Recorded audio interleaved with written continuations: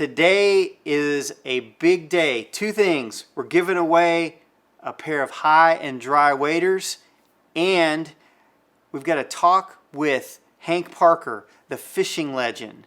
Now, that's the special guest that we talked about last week. As you know, you've probably seen it on the thumbnail and the title for this video. Hank is a two-time Bassmaster champion, Angler of the Year.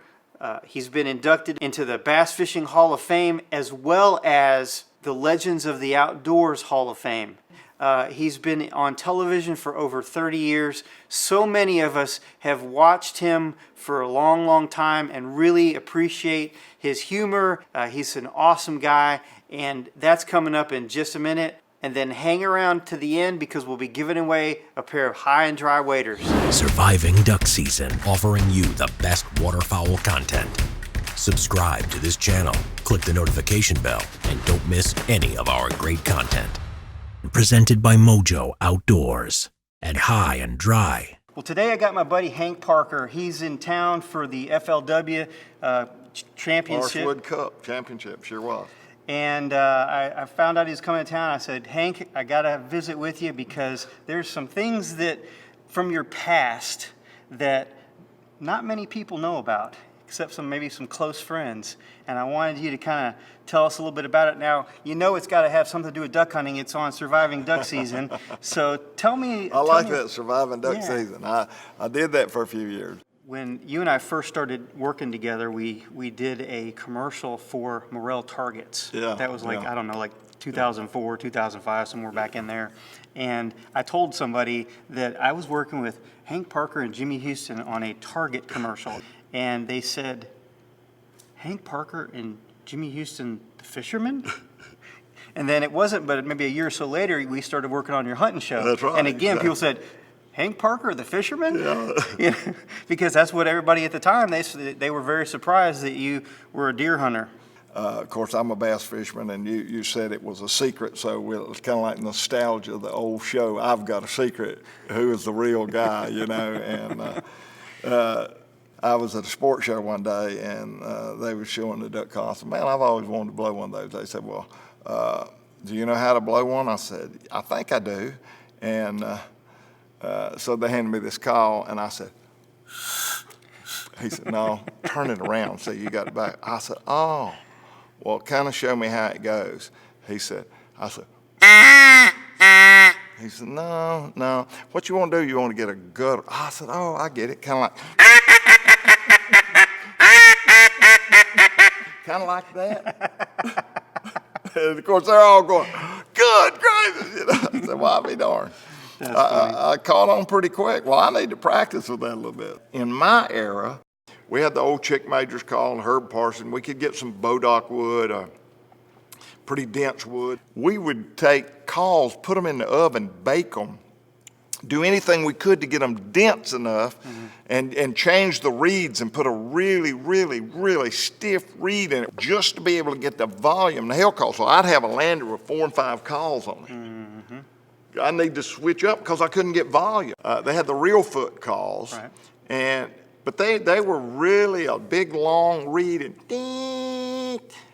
I don't know why it appealed to those ducks up there, but it didn't work for me at home. I remember when Johnny Spot calls came out, buddy, that changed the world. You could hammer at them ducks for 300 yards away, ding, ding, ding, and turn them. Yeah, and that was my thing. Yeah. I loved it. I loved it. So big spreads of decoys, good loud hail calling, and then to close that deal, that comeback call. I've told this to a lot of my friends and people that I know about Hank Parker. People say, oh, you know Hank Parker? Yeah, he's a buddy of mine. And Hank Parker is probably the most accomplished outdoorsman living today. Wow. Because you have done so many different things, both professionally and just for the fun of it, that are achievements that nobody's ever done before. In bass fishing, in hunting, big game hunting, Pope and Young and Boone and Crocket, animals, you've blown duck calls and shot lots of bands and won competitions and, turkey hunting, Grand Slam, World Slam, all this kind of stuff. It's really impressive. Where I'm fortunate, I've never killed any African animals, never killed any plain animals. I've never got into the sheep or the goats. I've never been all excited about going after peacock bass. I've never thought about going out in the ocean and marlin fishing. None of that fascinates me. I'm still just as excited as a kid on Christmas when I get to go out in the backyard and go hunting or go fishing in my local area. I grew up, a squirrel fascinated me, a rabbit, a quail, a duck.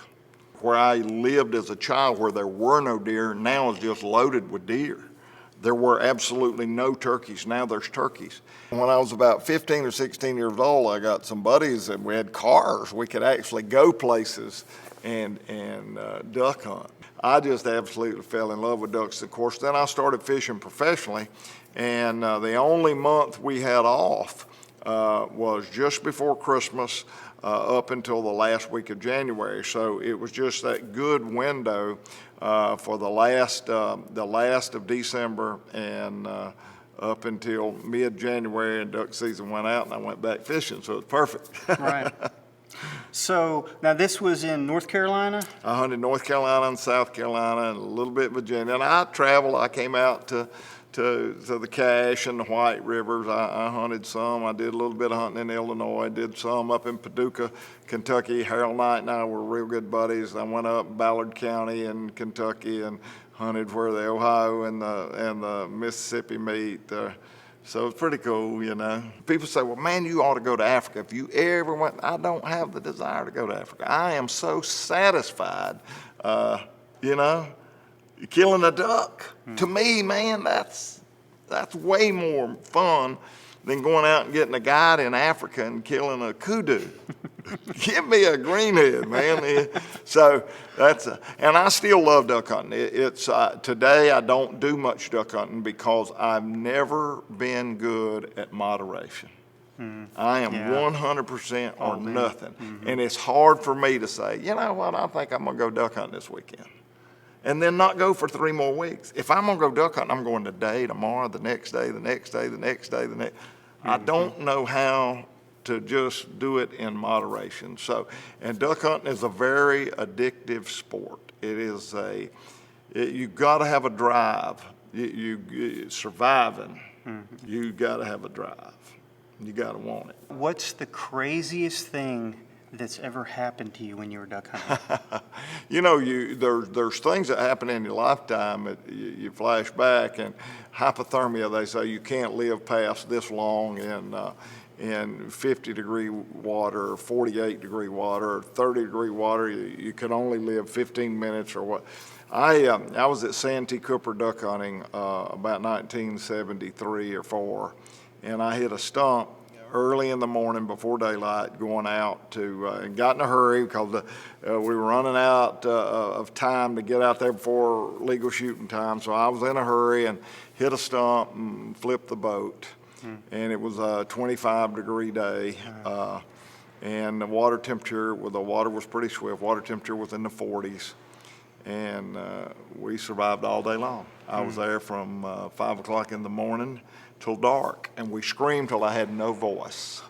And there was an airboat which couldn't hear you if you were shooting a shotgun, an airboat coming out, and it was the only boat. It was it. And they were coming out of the swamp where at the mouth we were turned over, and they went by us. So we're done.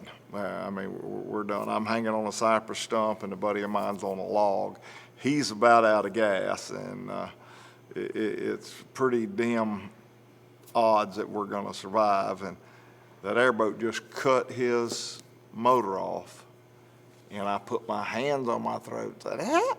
And he heard me and turned around and came and found us. But Wow.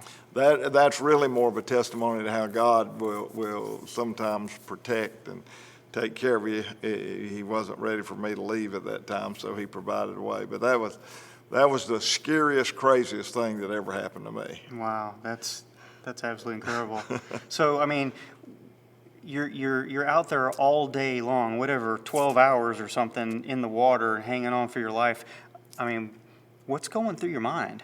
my buddy that was with me, he was wanting to give up. And so my biggest challenge was trying to talk him, his first name was Charlie, to not giving up. He said, man, I can't do it. I'm letting go. I'm like, man, hang on. And so the biggest challenge was to keep him from giving up. So I was more occupied. It really helped me. I guess I was so occupied with trying to encourage him to just hang in there.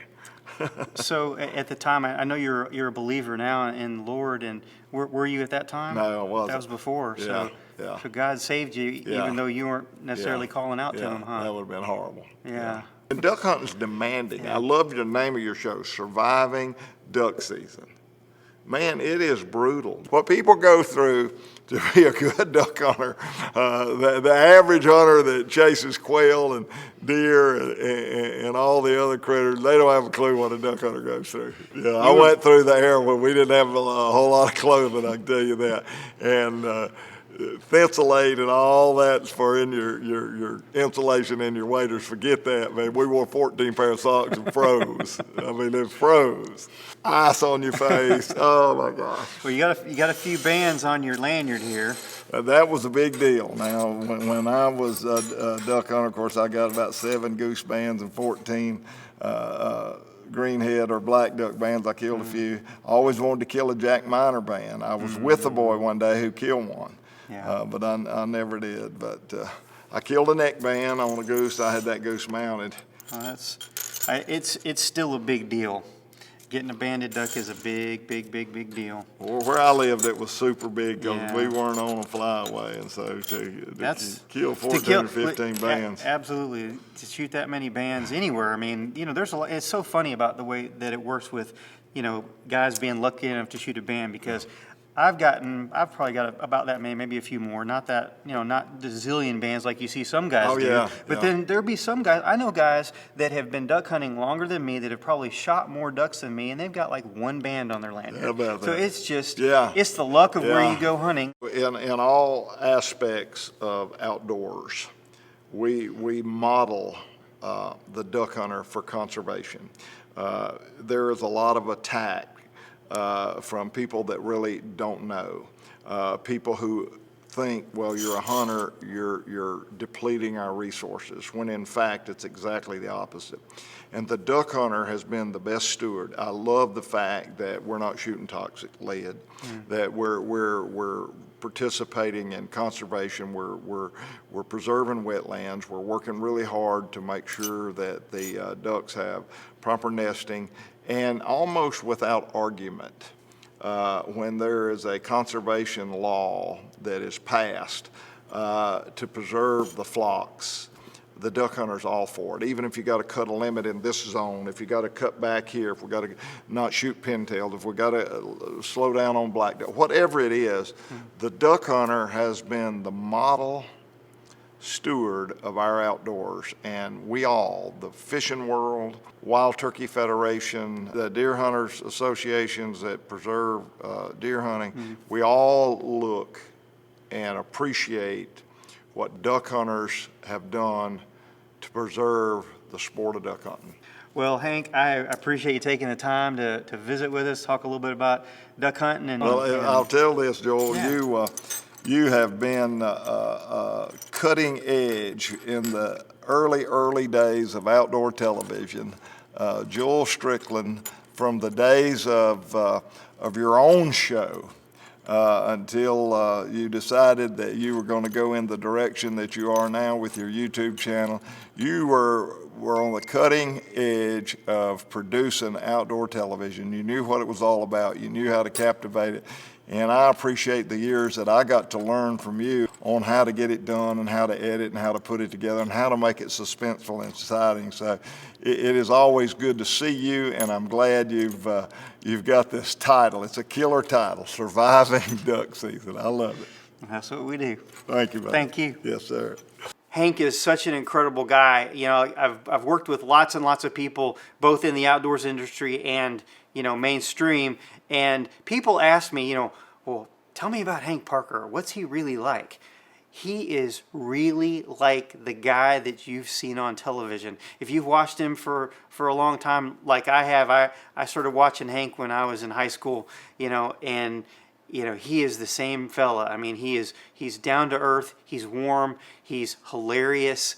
You're laughing all the time, and he's really, really informative, and he has a passion for you know, showing people cool things and teaching people things. And so, you know, he really is a genuine guy, just like you see him on television. That's the way he is. And I'm so glad we were able to connect to shoot this interview for this week's Surviving Duck Season.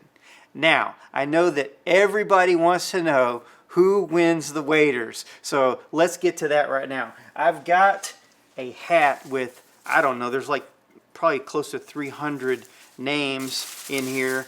And I have a special guest who is going to be with me to choose the name. Okay, this is my daughter Hadley. She's 11 months old, and she's going to be our special guest name puller outer of the hat. So let me see the hat. All right. So here's our hat full of a bunch of names. Oh, there's a name. You did it right off the bat. That's great. All right, hang on. Whoops, I dropped it on the floor. I gotta get it. Sorry, people. All right, here we go. Let's see. Who's the name? Can you read that, Hadley? It says Shane Franklin. You want to hold it? No, you can't eat that. Sorry. All right, it says Shane Franklin right there. So Shane is the winner. I'm going to put Hadley down. All right.